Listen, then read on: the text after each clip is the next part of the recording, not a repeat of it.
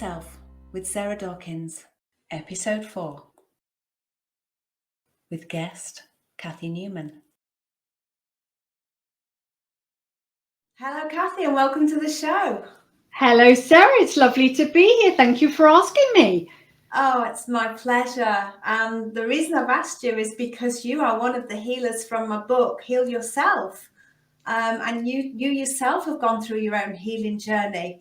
Something that the doctors likely said is not possible to heal. Yeah. And yet here you are. I know. Amazing. And pain-free. Fantastic. Would you like to tell the listeners who you are and where you've come from and what you did? Okay, so I'm Kathy Newman and I'm called the Essential Healer. And my business is called Amazing Life Balance. I'm a natural health and wellbeing practitioner. And I have been for almost 10 years. And it all started when I started to have pain. So my journey kind of literally stemmed from about 10 years ago. And at that point, I didn't know what the pain was, where it was coming from. So you're alerted because the pain starts getting worse and the mind fog started to get a little bit worse. But I was a certain age, so it was kind of okay. It could be menopause, it could be something else. And before I started going on a health kick and trying to work out what to do, my first protocol really was, let's go get it checked. So always go and get things checked. That's the first thing I say to anybody, because at least then you kind of know what you're dealing with, even though we've got a name for it. You know you're not going to do yourself any damage if you start exercising or, start doing lots of walking or whatever. So that was kind of where it started. So I did my research. I got myself into the doctors, and from there rheumatology and all of the things that went with that. So they automatically said, well, it's fibromyalgia. So I knew that I was okay. I knew I wasn't going to do myself any damage at this point. I knew that I didn't have anything really, really bad, but the pain is bad enough to want to make you kind of stop, not do anything, not know where to start. And when you start researching, it can get very overwhelming with information, and it can be very conflicting as well. That was the other thing that I found, is that confliction as you go from site to site to site, checking out Google and then what your family says and what friends say. So I kind of thought, okay, I'm a tech geek anyway, love anything to do with tech. So it's kind of, okay, dive in, let's do some research and kind of see what fits for me. How do I feel when I read articles, when I read information? I read a lot of published papers as well. That all helps. And so as I went down this road, it kind of came to me that a lot of what's going to happen, let's step back. So what's been happening over many, many years, because of course I was late 40s when I was doing all this research, is that we've actually been through a lot of challenges through our lives, and we've all been through them on some level, and some probably worse than others, as we know. But either way, it's still pain that we hold on to. And that was what hit me. Oh, this is about pain, emotional pain, physical, pain. So the two kind of locked in for me that I can do something about this when I start to go through those challenges and those issues that I've had. And I think that's paramount for most people, that actually we've been through these challenges, but are we recognizing that the two are the same thing? And it's been a gradual increase over years of little knocks on the head to say, are you feeling this yet? Are you just checking to see what this could be? And are you checking that? So when we're so busy in our chaotic lives, in our lifestyle and our stresses, we're not paying attention to listening to our body and what it's telling us and what those niggles are. What does it mean? So then you start to do, okay, so I need to quieten things down a little bit. so I can hear that voice within me that's telling me and showing me the way, and the gut instinct that's showing you what could be done. And it's all there for us. So it's quite clear for me that as you pay attention to how the body feels, you can start to make those changes and know that you're okay, and you can start stepping into, you could go down the road of nutrition. You've got meditation. I was using essential oils because I've had essential oils in my life since I was about 18, probably less than that actually. So you've got all these different ways of starting. And so my starting point was first start listening to the body, get yourself out of bed and go for a walk. It was all very gentle little things, but those gentle little steps that I took started to open up into bigger things, more research, and you just keep going because it gets exciting to a point. When you suddenly realize even one pain isn't nearly as bad, you start going, oh my gosh, what more can I do then? So I think for many women, especially for clients that come and see me who have fibro or autoimmune in general, when you start to look at it from this incredible vantage point we have over these illnesses, we can start to look at it from a loving, kind way, instead of this poor me, which is quite normal. We all have that. There's nothing wrong in that. You're allowed to have a bit of a pity party over it because it's not nice and it affects your life, your whole life for some people. But once we get it, we can be a bit more loving and gentle with ourselves and go, okay, this is okay. I can cope with this. And we take that first step and we start saying, okay, I have a belief now that I can overcome this pain. I know people always get very fearful if I use the word healed or healing almost. You have to be so careful. I'm symptom free. But that, once people understand that you have total control, you've done the doctors, you've been through the tests, you've done the things you need to do to know where you are, then you can start to take that control. And mine was literally, go out, start walking. But while I was walking, I was playing the best music playlist ever so that I was uplifted. It didn't feel like a chore. It didn't feel like hard work. As soon as the music started playing, because I love music, it was a kind of woohoo, come on, I can do this. And you feel it, don't you? You can feel it in your chest and you go, I can do this. And that's kind of literally that first step. No matter how I felt, no matter what was going on, and I had 3 kids, I had all my walking kit at the bottom of the bed. I had my music playlist ready to go and my headphones all there. So I didn't have to keep looking around for them.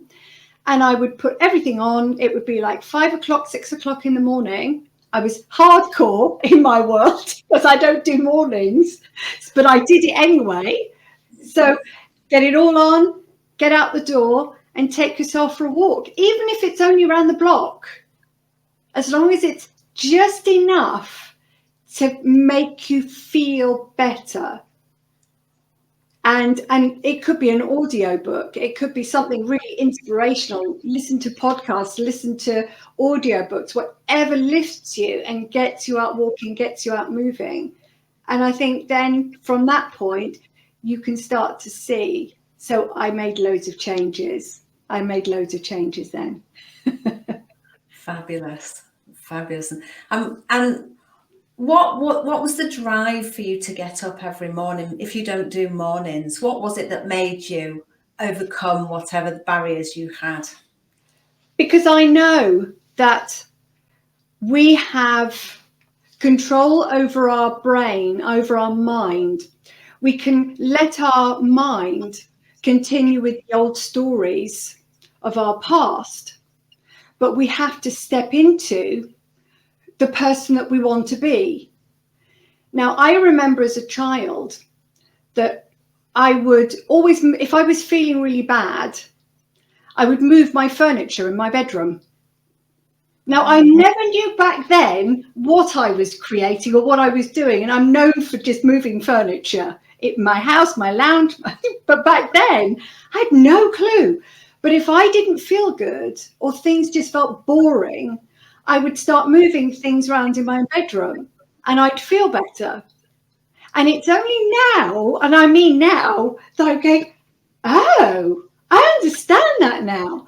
Because it literally, the minute you change your surroundings and you then change the way you think, because you're not creating the same old story because you're in the same space. Yeah. As I got older, I moved house instead. Much bigger. Let's go through a bit more stress. But it works. And it was that mindset that said, you know what? I can change anyone. I could delete a file. I can move a file. What, you know, our computer is our brain is just a computer. But all those stories are all stored in there as you know, files that you can just delete, take out, move away. You know, it's so easy. But the only way you can do it is to change something within you. I call this feng shui from the inside out. Love it. Yeah. Because as you've said, we have the power of choice. Yeah. Always. Yeah. Sometimes we're between a rock and a hard place, but we've always got a choice. Yes. And sometimes those choices are really difficult. Yes. Like you're not one, you know, if you're not a morning person, to get up at 5 and 6 in the morning is quite challenging. It really is. But you made that choice, and that played a huge part in your own healing journey, didn't it? Yes, and it is. It's making a choice for something better. Yeah. You know, and I think that's vital for people to realize that once you do make just one decision, no matter how difficult or how easy it is, you've made a different choice. So making it that first thing in the morning was vital to how I then set up the structure for the rest of the day. Yeah. Yeah. And that and you talked about being that person you wanted to be in the future as well. Yeah. And bringing that into the now, if we can see that future self and feel it and look at it in detail and imagine it in a meditation or a mindfulness situation and feel the emotions that goes with that, really feel deep into it, we can draw that into our now from our future. Yeah. Yeah, and I think you're absolutely right. This is the only way that we can do it. Once you start to make those little tiny changes, that one little change, believing that you can heal, and then maybe focus on the things that you're doing every single day, which is the same, getting out of bed at the same time, stepping out of bed and doing the same thing, going to deal with the children, whatever that routine is that you've got in the day, that first thing in the morning, you can change that routine to a different routine. Yeah. So when you change that routine, you change your physical aspect because you've changed your mindset and it's going, oh my God, she's doing something different. What do I do with this? So now it has to do some different working out to see what's going to happen. Yeah. So you have to set up this new routine, which is how I thought, okay, if I'm doing walking, then I'm going to be changing something. Yeah. Yeah. And another simple thing you can do is just brush your teeth with the opposite hand. Yes. So you're still brushing your teeth at brushing teeth time, but using the other hand, it really mixes your brain up and it has to work on a different level. Oh, it's beautiful, isn't it? It is something so simple. Not easy, by the way. I've been trying that one. I've tried it many times. But it is about that shock tactic, if you like, Yes. because your brain, because we get stuck in autopilot, don't we? And we just do, because Yeah. it's what we do every day. And when we're in autopilot, we're not thinking about what's going on in our lives. So we Yeah. don't really have the power of choice, because we're just Yeah. doing the mundane. Whereas when we mix it up and change our mindset and change our way of doing something, or our routine, either or both together, it really makes, like, jump starts our brain. Yeah. And I think that's vital. Well, that's vital to any healing, Yeah. whether it's from fibromyalgia or anything else. I've been doing it as well with the menopause symptoms, which were horrendous for ages. And you just suddenly go, okay, so what can I change? Well, actually, I stopped being so serious about it. That was one thing. And if I had a hot flush, which I was having many of them, and night sweats, and they're all day, every day, and you suddenly go, okay, I'm just going to laugh this off instead of stress about it or worry that somebody's going to see me. And now I have a great big fan and I've got to bring that out. That makes other people laugh. And you're just going, just the minute you stop the stress, it's funny how other things then start to calm down. Well, it's the same with fibro. Once you calm down about it and you don't get so caught up in the emotion of it and the worry about it, you change it. You change the frequency of it. So it is changing that mindset. It is. And often it can be that we worry about what other people will think. Yes. And in doing so, that causes us stress, because we're looking at the world from other people's opinions and eyes. Yes. And really, all that truly matters is our own opinion, and maybe those of the people around us that we care about.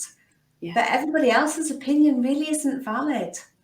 It's what we want to do and how we want to do it. Yeah, and that's you've hit the nail on the head, that we worry way too much about what other people think, and yet we're all living our life through a different lens. So I know that there was research done on it where 100 people all were watching the same sunset, and every single one of them had a different perspective. Yeah. Every single one out of 100 people. Not one of us has the same idea. And you stressing about what other people think about what you do, what you say, how you feel, whether you're having a hot flush, whether you're whatever, it doesn't matter. Everybody will have a different perception. And it goes the same with healing. That we're your book is wonderful, because when you do it from different people with different perspectives and a different way of healing, then what you've got now is a whole book with all these different perceptions, which are going to guide you to the same place, which is healing. Yeah. These different vantage points. You just go, oh my gosh, you don't need to keep trying to climb that mountain to get where you want to be, because actually you're already perfect. Just get all the other stuff away and we come back to the perfection that we actually already are. Yeah. Yeah. Because we tend to look outside of ourselves for something. Yeah. And ultimately, it's all inside of us. Yeah. And at a deep and meaningful level, we know. Yes. But we just have to tap into that. And we can only tap into that when we come out of that autopilot that we tend to run most of our life on. Yeah. Yeah. And this comes back to when we said about the mind, when we start, I talk about mindfulness, but actually I don't like to talk about mindfulness. I like to talk about mindless, because when we're out of our minds, it's when the best healing happens. It's when you're in flow. It's when you're in your creative, and it's beautiful. I always go back to Thich Nhat Hanh, because he was the most beautiful Buddhist monk. And when he talked about how you go into that awareness, because that's what it is, you become aware in every single moment. So those tiny aspects of our day, when you start to slow it down, and you, instead of going into your head, you can catch yourself with your stories, and you quietly go back to when you're washing up. Very simple technique. When you're washing up, we're all just doing it to get the stuff cleaned and on the side or stacked into the dishwasher. But when we slow that down, suddenly it becomes a ritual. So now you feel the water if you're washing up. You feel how the water is through your hands, through your fingers, how the plate feels when you're holding it and washing it. Is it warm water, cold water? The whole thing gets slowed down, and now you're in the moment, you're in flow. Yeah. And that's awareness, isn't it? Absolutely, absolutely. And I think children and animals have got the ability to bring us back into that now moment, into that awareness and be present as well. And we need to be more present in our lives, don't we? Because so many of us run in autopilot. I mean, I'm guilty of it. You know, I'm not exempt. No, we're all the same. Yeah. And it's you know, we know.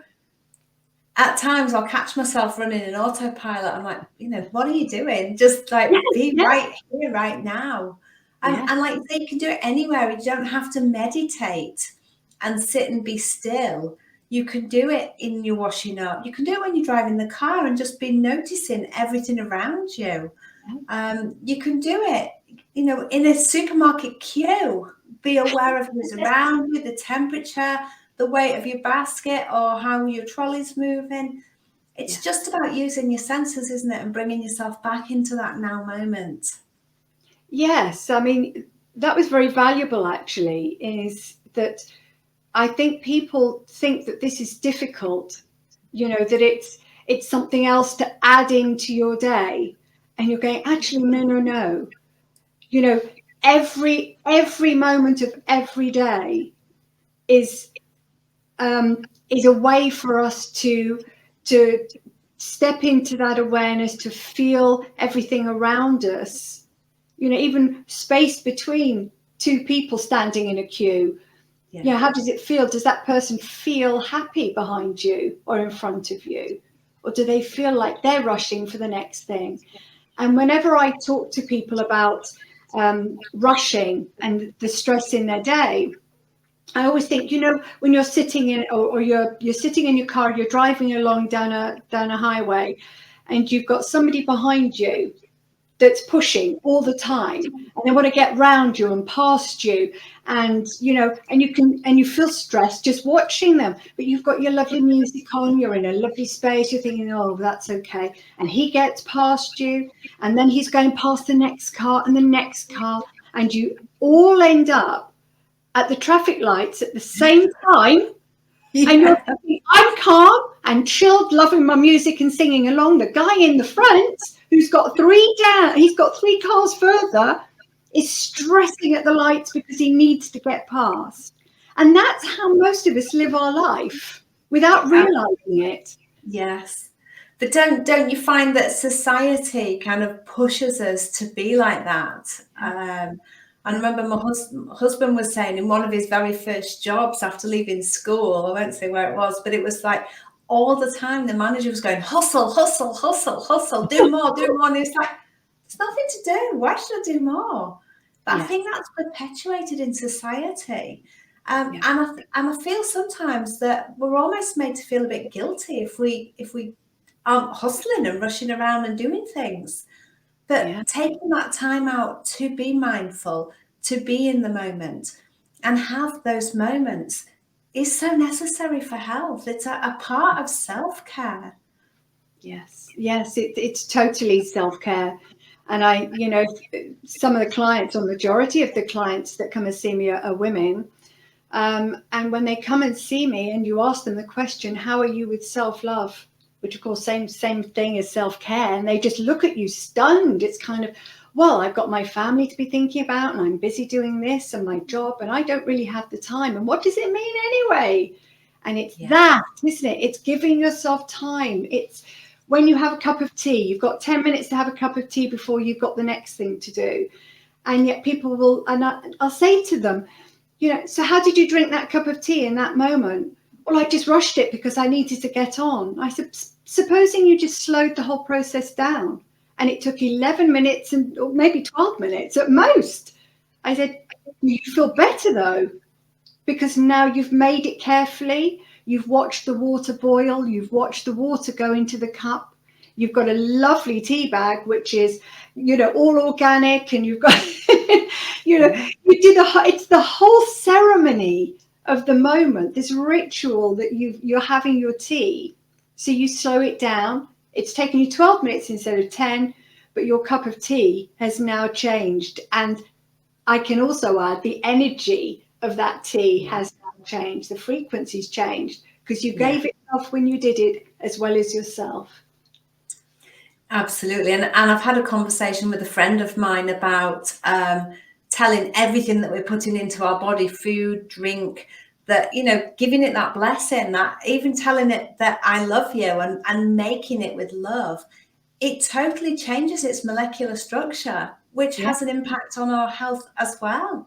Of course. Yeah. And so many people don't know that, and it's as simple as saying, I love you, to a cup of tea or a bottle of water. And some people go, well, that's a bit strange. Okay, so okay, it is strange. But when you look at the crystalline structure underneath, which has been done in magnifying glasses, microscopes, it's like they're like snowflakes. Every single one's different. And the emotion that you put towards that food or drink changes it. And then that impacts our health. So just tell the food that you love it, or even just make it coming from a place of love rather than rush. Yes. Yeah. It's so valuable, isn't it? And it's all the things that we knew way back when. Yeah. This is why you see certain people sitting around a table before they eat their food, giving gratitude, because it's that gratitude, which is love. It absolutely changes everything. And you become that, when you're doing it all the time, as I do, and I know you do the same, is that we're so grateful for the challenges. We're grateful for the love we feel around us. We're grateful for our partners and our friends.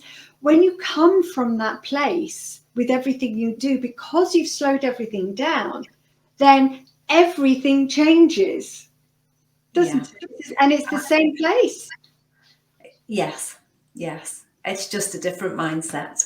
Yeah. And therefore you don't, if you feel uncomfortable using the words I love you to your tea or to your food or whatever, then fine. But when you come from this beautiful space in your heart space, then it changes automatically. So yeah, you're absolutely right. It's very profound.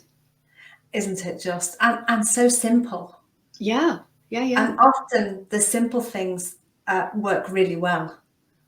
Yes. And I think if everybody simplified their lives just a little bit and realized that actually, if you go a step further, that everything is an illusion. And I know I study near-death experiences because I wanted to work through fears that I had that were stopping me from doing things like this, from stopping me from talking to people in a really deep way to help them to understand how to heal.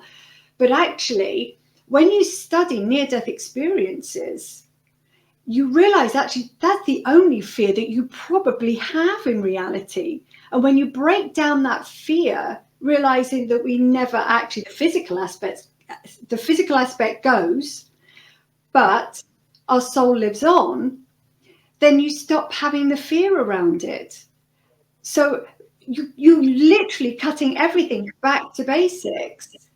And I think from that perspective, you go, well, if I've got nothing to fear from death, then I have nothing to fear from life. Yeah.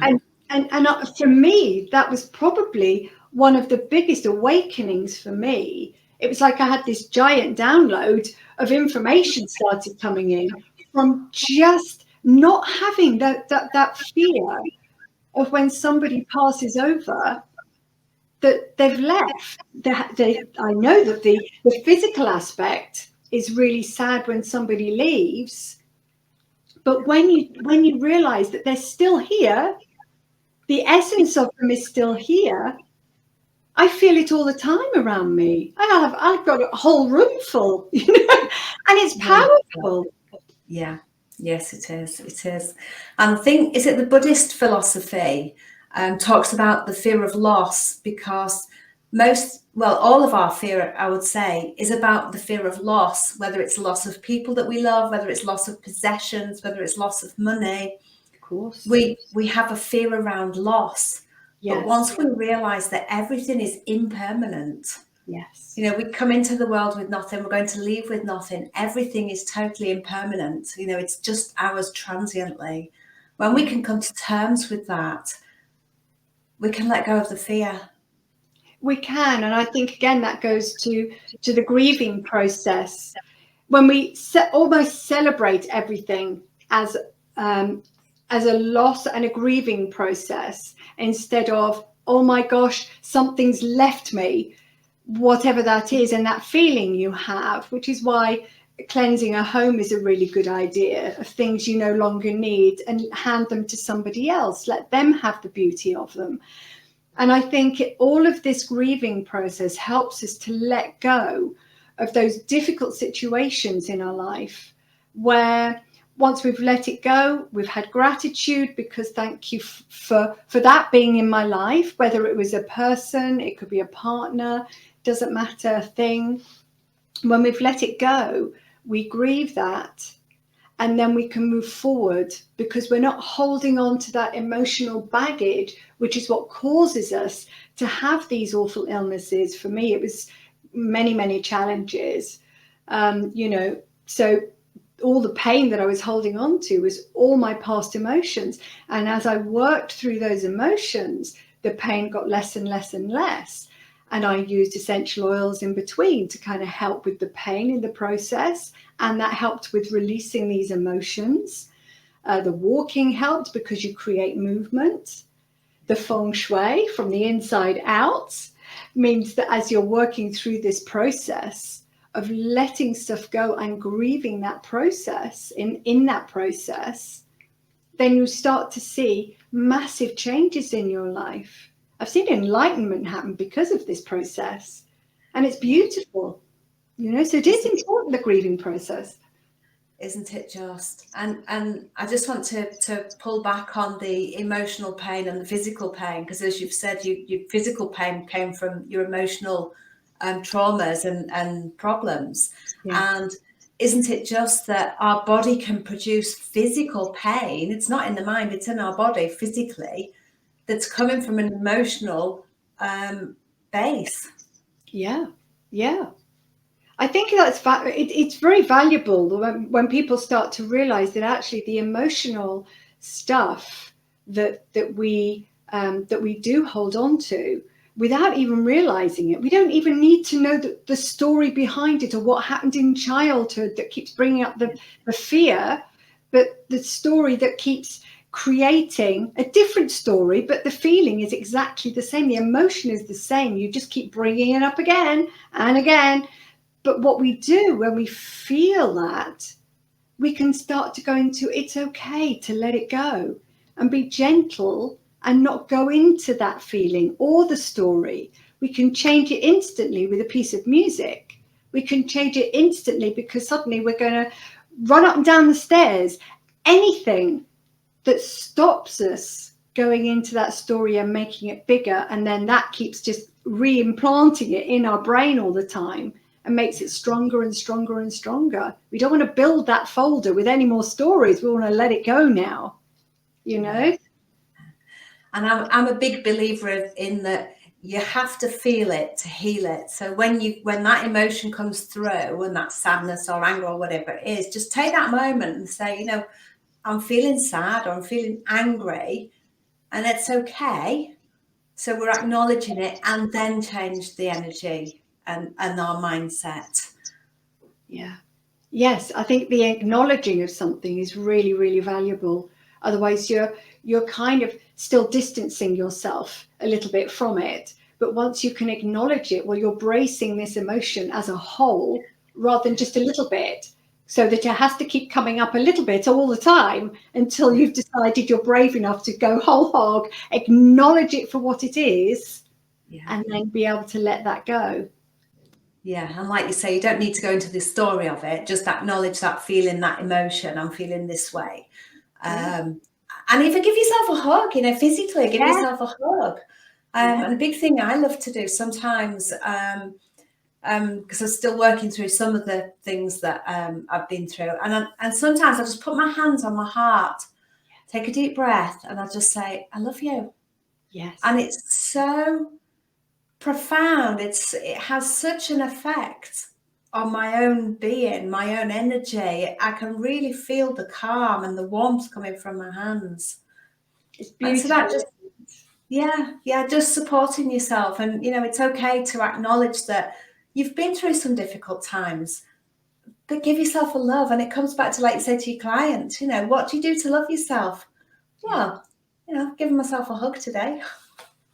Yes, and actually, and I wrote a note on that as well, that actually the falling in love with yourself and allowing yourself to have this passionate affair with you first, and to give yourself that hug, like you just said, with your hands over your heart. I do the same, and because I love the sun, I love to see it as a lovely warm orangey glow in my heart space. And you can bring it from the top, you can bring it all the way through, and do some breathing, really slow your breathing down and go deeper with your breath work, because Absolutely. It all helps, doesn't it? This is self-love, this is self-care. Absolutely. And with the breathing, you can really tap in and use breathing to bring yourself back down and center yourself. And when we're on autopilot in a stressed state, we tend to breathe very lightly and shallowly from the top of our chest. But using the breathing or hands on the heart or giving yourself a hug combined with the breathing, it really brings us back down, and we do some deep belly breathing, and it really changes that stress response, that energy that we were putting out, and really calms it down. Yeah, it stops that fight or flight situation about to erupt into something a lot bigger. It does. It really does. And it is as simple as just taking several really slow, deep breaths, as slow as you can, really, really slowly in and slowly out. I think as well, that sometimes we overthink the healing process and we stress. I know we've talked about stress before, but it's a kind of like we feel we've got to get better and we've got to do this and we've got to do that, instead of just going, go with the flow and really just calm your life down and just let things open up for you. Maybe that's also a simple way. Nobody has to do research. If you want to just be guided by your heart space, sometimes it's as simple as that, saying a prayer, whatever it feels right for you, but not to try so hard all the time. Yeah, just be in that flow state. Yes, and that's the loving part of you as well. That's the falling in love with yourself, because you don't treat others in that way. You'll be harsh with them. Do this, do that, do the next thing, that didn't work, next thing. Now you just talk nicely to yourself. Love yourself. Look at yourself in the mirror. Tell yourself every day, that you are loved, and I love you.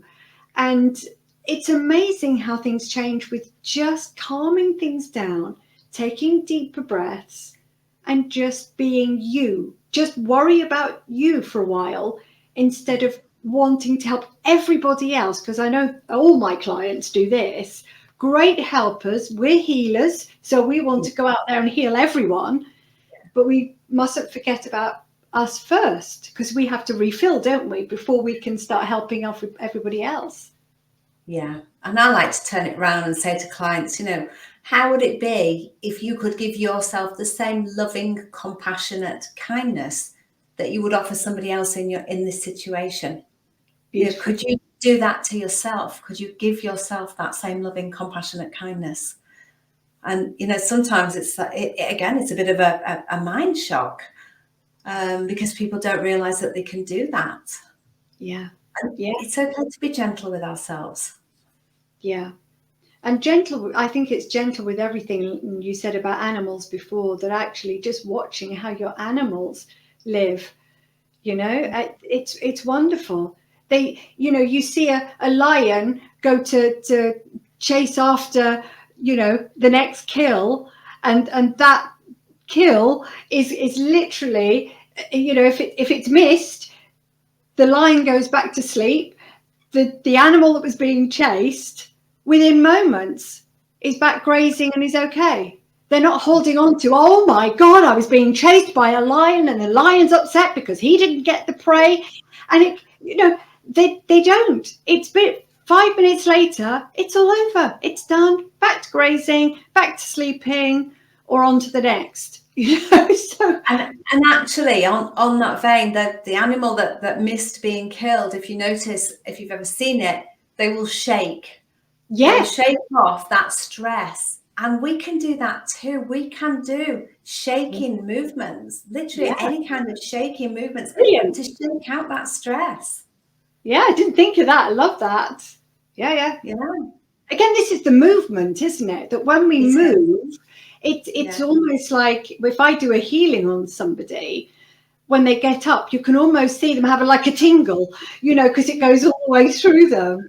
And it's just kind of, and it's the same thing. It creates a movement inside you because you're changing a vibration.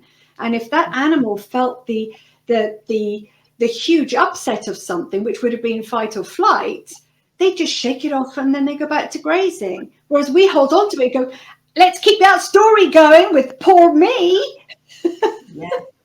Yeah, absolutely. Absolutely. I think it was Tony Robbins that said, if you want to change your life, change your story. Yes. Yeah. So do you know what? It's the most important thing to do. And if it means moving home, if it means changing your car, if it means changing a room that you can then go into and react in a different way, you're already making that story different.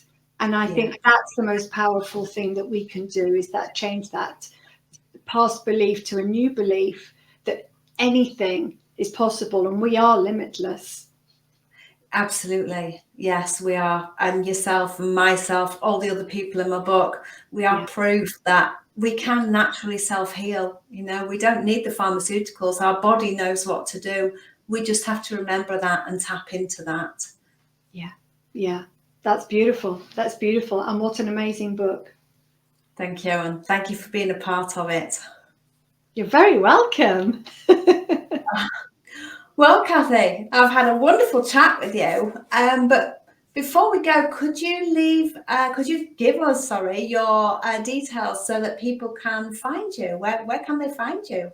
Right, my website is kathynewman.co.uk, and I've got all sorts of information on there that you can go and check out. I have events. I also have a program that I'm in the middle of putting together. So it's, and I'll tell you what it's called.